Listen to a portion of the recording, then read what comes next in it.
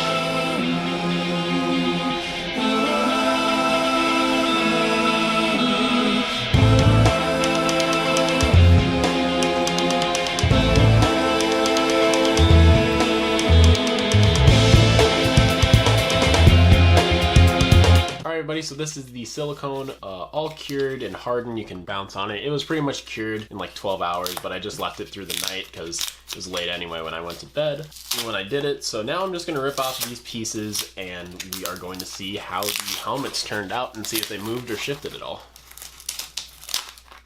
And there we go. That looks really, really nice. So you're gonna have a little bit of this hot glue on the bottom of the helmets, but you can remove that really easily. And then if you do have a hard time removing it, you can stick these helmets in the freezer for like a minute or two, and the hot glue will just peel right off.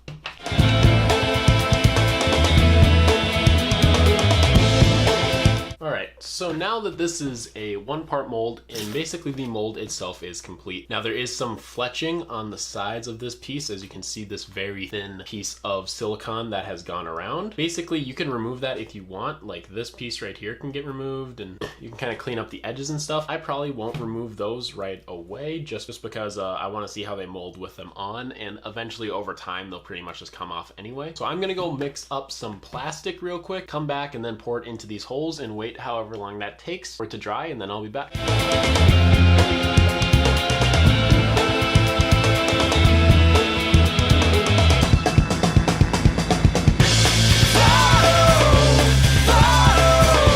Hey guys, so this is finally cured. This is actually a different resin because the other one is still tacky and kind of sticky, and it's just going to take a longer time. So this is a resin from Umu, and the other one was from a different company. I figured I wanted to show you guys the results, so I would use the faster acting resin. The only problem with this resin is it's not as strong. You kind of break it apart, but for this purpose it will be just fine. So let's take out these heads.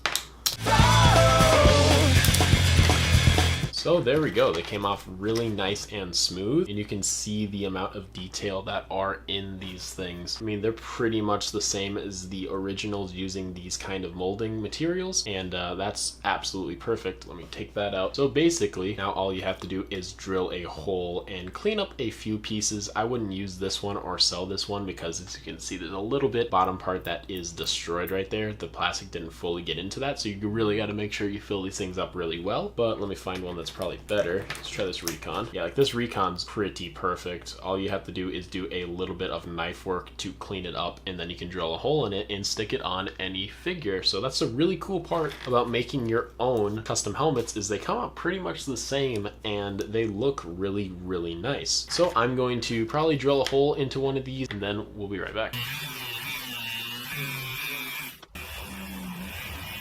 So guys, there we go. We have the helmet in place. The only problem is it comes right off. So I would have to figure out the exact ball joint size and then be able to use one of these fancy schmancy tools. These things are really cool, but ball joint size is just a tad bit too big for this actual piece, so it won't work. I plan on making like actual sculpture pieces, basically figures in certain poses, and then being able to put their helmets on, so maybe that's what I'll be doing with these things. They're also going to go great for dioramas and mocks as well. So if you guys enjoyed the video, don't forget to like, comment, and subscribe. When you're doing this stuff, please be careful if you do decide to do it. A, it's expensive to buy all the material right away. Not necessarily to make the helmets. Making the helmets aren't that expensive, but to buy all the material right away is very expensive. And B, if you can kind of see on my fingers, there's some plastic that actually dried on my fingers and it probably won't come off for a few days. And you just need to be careful because these are toxic chemicals that you are using. So definitely take that in mind when doing these kind of projects. Thank you guys so much for tuning in once again. Hope you guys enjoyed the video. It's a little something different. My last two videos have been, but I think tomorrow we're going to make a really, really cool custom figure. So I'll see you all then. Have a good rest of your day.